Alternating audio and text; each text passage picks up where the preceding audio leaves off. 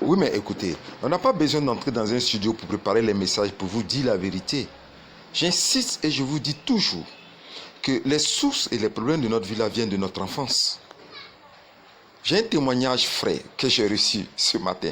Mais attendez, après 47 ans, c'est maintenant que ce monsieur découvre que on avait mis sur sa vie une étiquette, un tampon, un sceau qui déclarait qu'il ne devait jamais se marier.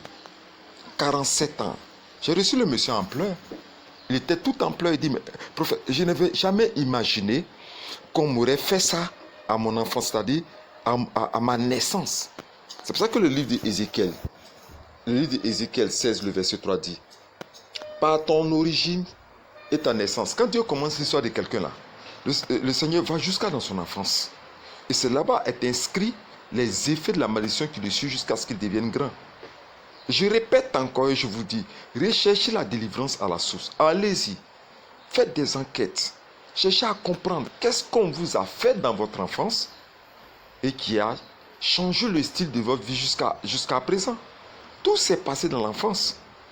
C'est la vie de cet homme-là, sa vie de prière, sa vie de consécration. Cette volonté, je sais que cette volonté vient du Saint-Esprit qui l'a poussé à prendre des moments de consécration. Il dit, mais ce n'est pas normal. Répète avec moi, ce n'est pas normal. Répète encore avec moi, ce n'est pas normal. Tu souffres, tu pleures, tu tournes en rond. Rien n'évolue dans ta vie. Toujours un recommencement perpétuel. En tant que tu es né pour ne pas avoir de moments de bonheur, de joie. Aucun moment de réjouissance. Et puis c'est comme si tu forces à réaliser certaines choses. Je veux rentrer dans un foyer, je veux travailler. Tu hâtes le travail, ça ne dit même pas, tu perds ton emploi. Il y a un homme qui veut te marier, ou bien toi tu veux prendre une femme, ça ne dit même pas la relation. Il y a des palabres sur des choses inutiles, des choses stupides. Et puis le couple, c'est comme si tu utilises toutes tes forces pour accomplir, réaliser un projet, un vœu dans ta vie, mais ça finit toujours par se détruire. Va à ton enfance. Tout se trouve à ta naissance. Ce monsieur, Dieu lui a fait grâce hier nuit. Vous qui écoutez le message, je suis en train de vous parler. Dieu lui a fait grâce hier nuit de lui révéler un fait de 47 ans en arrière. Ok? Et dans le songe qu'il a fait, sa mère le tenait dans ses mains. Et puis la femme a dit que cet homme peut avoir de l'argent. Elle a cité son nom. Elle a dit, il peut avoir de l'argent. Il peut réaliser des projets. Il peut être riche. Tout ce qu'il veut, il peut l'avoir. Mais ne jamais avoir une vie heureuse, une vie conjugale. Ne jamais être père. Père honorable d'une famille nombreuse, heureuse, épanouie, où il est respecté. Ça fait 47 ans que cet homme-là souffre de cela. Et ça fait 20 ans de vie conjugale. Je répète bien. 20 ans de vie conjugale. Ok? 20 ans de vie conjugale, de déchéance et de désolation. 20 ans de combat qu'il mène. Vie de consécration, de jeûne, de méditation, des programmes au sein de l'église. Qu'est-ce qu'il ne fait pas? 20 ans de prière non-stop. Dieu lui a fait grâce hier nuit, à cet âge-là, de savoir que sa mère l'a pris entre les mains et elle a dit sur le bébé, il peut tout avoir dans la vie, mais ne doit jamais être un homme stable de manière conjugale. Lui-même me l'a dit. Il dit tout va bien dans sa vie.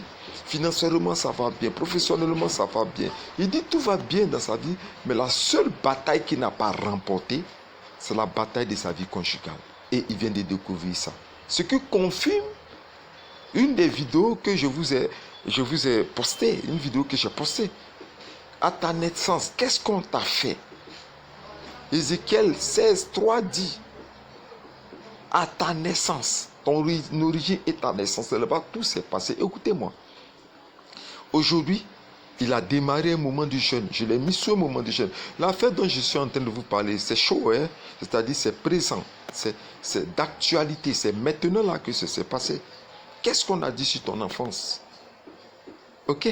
Et c'est là maintenant que je vais commencer à recoller les événements pour regrouper les ensembles des témoignages dus à la malédiction de l'enfance, où on appelle la malédiction fixée.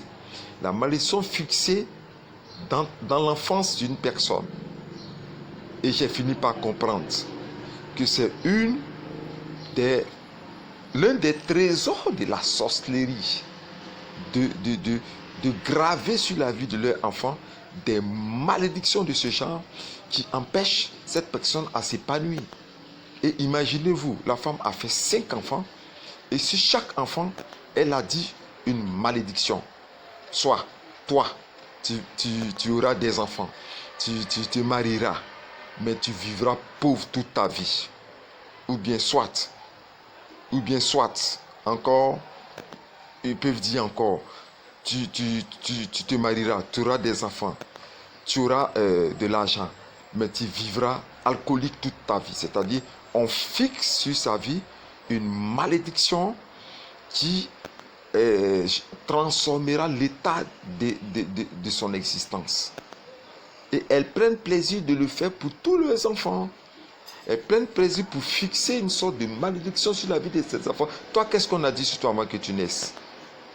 Même que tu es né, qu'est-ce qu'ils ont dit sur toi à ta naissance? Autant pour moi. Qu'est-ce qu'on a dit sur toi à ta naissance? Je vous exhorte à rechercher la délivrance à la source. Allez-y, car ici et là, en Afrique, on a une parabole. Avant de trouver l'eau pure, il y a toujours de la boue qui sort. Pour faire forager un puits, avant de trouver la source d'eau pure, il y a toujours la boue qui sort. C'est là-bas que se trouvent les problèmes de ta vie. Aujourd'hui, tu m'écoutes. Moi-même qui suis serviteur de Dieu. Jusqu'à aujourd'hui, je continue à faire des prières stratégiques sur les événements inconnus de ma vie. Je continue à utiliser des versets qui parlent de Seigneur, révèle-moi des choses qui sont cachées. Comme la Bible dit que nous sommes des enfants de la lumière et nous ne sommes pas des enfants des ténèbres. Seigneur, éclaire mon enfance. Éclaire le début de ma vie. Éclaire mon enfance. Éternel Dieu. Je fais toujours des prières relatifs à ces moments d'ignorance, ces moments inconnus. Je suis en train de faire toujours ces recherches. Tout s'est passé là-bas. Tu es alcoolique, c'est à ta naissance. Tu es pauvre, c'est à ta naissance. Tu es quoi encore? Tu es misérable, c'est à ta naissance. Tu es célibataire, c'est à ta naissance. Tu es instable, c'est à ta naissance. Tout s'est passé à la naissance.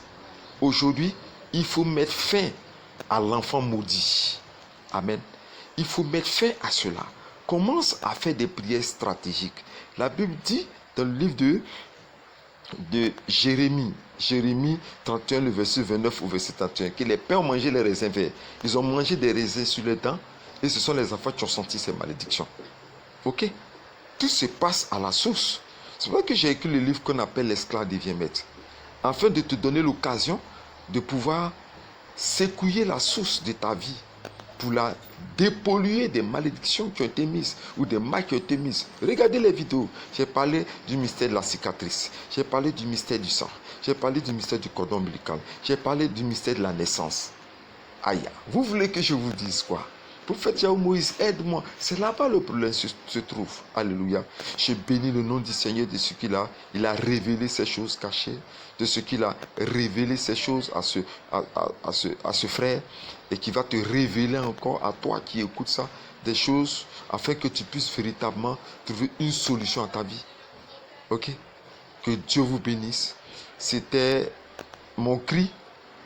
Mon cri de ce jour, c'était mon coup de cœur en fait. Voilà, c'était on appelle mon SOS. Voilà, si vous voulez bien. SOS de ce jour, sans que j'ai pris des dispositions de préparation des thèmes, mais j'ai eu envie de vous parler de cela, ok? Et je crois que Christ qui dit que c'est pour la liberté que Christ nous a franchi, il a fait le sacrifice à la croix pour que toi qui souffres, toi qui sois dans une vie de désolation, que tu puisses trouver un soulagement et que tu puisses passer une vie heureuse. Je vais arrêter, mais j'ai beaucoup de choses à vous dire sur les malédictions de famille. Si je veux les citer, Le Saint-Esprit même me pousse encore à les citer. Si je veux les citer, vous serez étonnés. Il y a trop de choses qui ont été faites dans ton enfance. Bon, je continue toujours encore. J'ai voulu arrêter. Cette sœur que j'avais rencontrée, j'en ai parlé dans une de mes vidéos, où, et à sa naissance, sa tante, je parle de sa tante, qui est venue aider sa mère, ok, à la naissance, à utiliser des feuilles de forêt, qu'on dit que quand on met sur la tête de l'enfant, l'enfant est béni, cette feuille-là, ok. Et durant les bains et autres, comme je l'ai dit dans l'ancienne vidéo, ils lui ont laissé sur elle une odeur répulsive, ce qu'on appelle l'odeur du rejet. Mais si on t'a mis sur toi une odeur répulsive du rejet que toi-même tu ne sais même pas, toute ta vie où les personnes sont acceptées, c'est-à-dire les endroits, les lieux, les espaces, les rencontres auxquelles tu dois te connecter pour être béni, ces rencontres-là te refusent même une approche, l'approche de ta personnalité. Refusent même totalement. Toute ta vie, tu es rejeté face aux grandes opportunités, face aux petites opportunités, face à tout ce qu'il y a dans ta vie, tu es toujours rejeté. Ça a été fait à ton enfance. Et cette sœur, heureusement que le Seigneur, par la prière, a révélé. C'est là le rôle de nous, les prophètes. C'est là notre rôle. Que Dieu nous fait grâce de révéler les problèmes des personnes. Et voici comment est-ce que cette fille-là a été dans un rejet durant toute sa vie. Vous comprenez? Pour encore une autre sœur, qu'on a mariée à un cabri. Ok? Le monsieur, le vieux au village, c'est-à-dire le vieil homme au village, n'avait pas eu d'enfant. Et ça, ce sont des témoignages réels, des personnes que j'ai rencontrées en séminaire. Il n'a pas eu d'enfant. Ok? Il n'avait pas d'enfant. Jusqu'à ce qu'on lui donne une jeune fille. Parce que c'est sa femme. Sa première femme n'avait pas d'enfant. Ils lui ont donné une jeune fille. Et la fille lui a fait un enfant dans son âge de vieillesse. Et l'enfant qu'elle lui a fait, ok?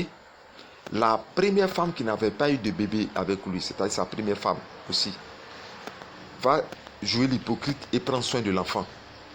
Avec les premiers bains, avec les premières pratiques qu'elle va faire à l'enfance, ainsi de suite. Et l'enfant devient, c'est-à-dire l'enfant est marqué par un sceau que personne ne savait.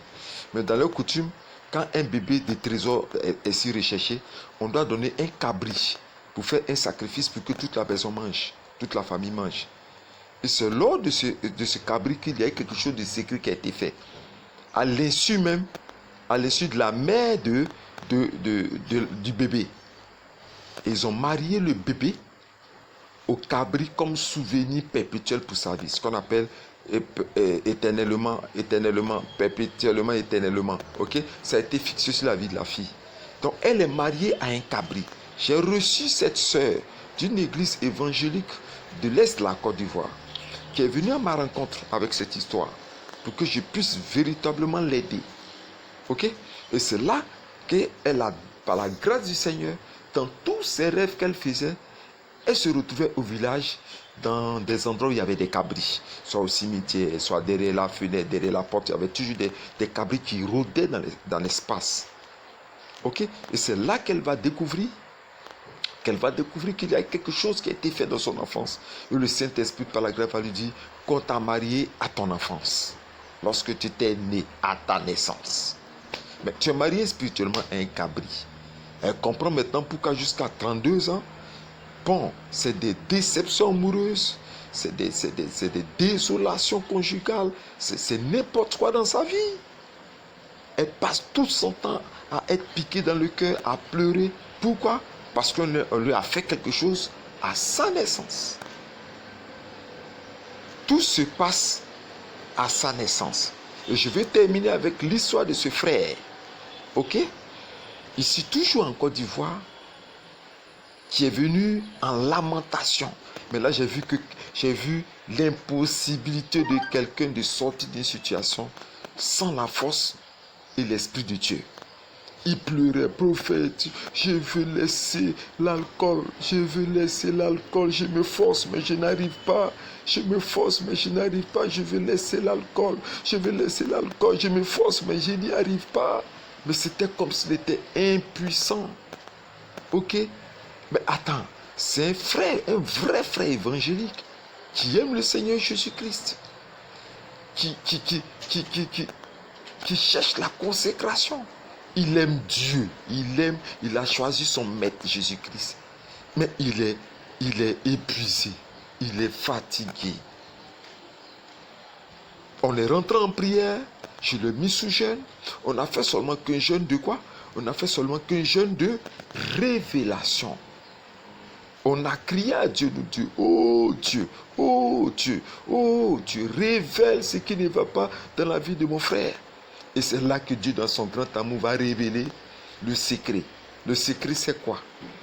Toujours à la naissance, le père, il est le seul garçon de sa famille. Il a 4 soeurs et une femme. Il a 4 soeurs. Il est le seul homme, le seul garçon, l'héritier de la famille. Et quand il est né, la joie a été tellement grande que le père lui a donné le nom de son grand-père. C'est-à-dire le père lui a donné le nom de son grand-père. Donc il a hérité le nom de l'arrière-grand-père. Ok? L'arrière-grand-père. Et pour sceller cela, comme en Afrique, le père va prendre une bouteille de liqueur et aller dans un cimetière, le cimetière familial, pour aller dire merci à sa lignée, ses ancêtres qui lui ont donné l'enfant. C'est terrible. Merci à sa lignée qui lui a donné, et ses ancêtres qui lui ont donné l'enfant. Et il va verser cette liqueur dans la bouche de ce monsieur-là. Waouh, waouh, waouh, waouh, waouh. Quelle malédiction. Vous comprenez? Tout a été fait dans l'enfance. Lorsque tu étais bébé, c'est à ce moment qu'ils ont fait quelque chose. Nous les Africains, nous croyons en ça. Je parle aux Africains comme aux Européens. Il n'y a pas de difficulté pour les Africains parce que nous savons ce qui se passe. Nous, on le sait. Mais les Européens, on se dit, bon, écoute, on est dans le modernisme, on est dans la capitalisation, ce sont des histoires, c'est des légendes, des histoires sans fondement, tout et tout. Toi qui es blanc, toi qui es européen, qui écoutes sûrement, qui va écouter sûrement ces vidéos, vous ne savez pas que vous avez plus de traditions qu'en Afrique? Et que tout ce qui se fait en Afrique ici, selon les mythes et les légendes, selon les pratiques, sont couvertes par votre culture, votre coutume, votre culture qui habille le sacré du design. C'est ça, alors que c'est des contacts avec des démons et des puissances des ténèbres. Oui, mais il faut que je vous le dise, pour que vous le compreniez. Vous êtes aussi dans le même cas que nous les Africains. Ne pensez pas que vous êtes épargnés par votre style de vie, votre modernisme. Voilà, vous n'êtes pas épargnés. Les démons n'ont pas de teint. Il n'y a pas les démons noirs, les démons clairs, les démons noirs pour les noirs, les démons blancs pour les blancs. Il n'y a pas ça.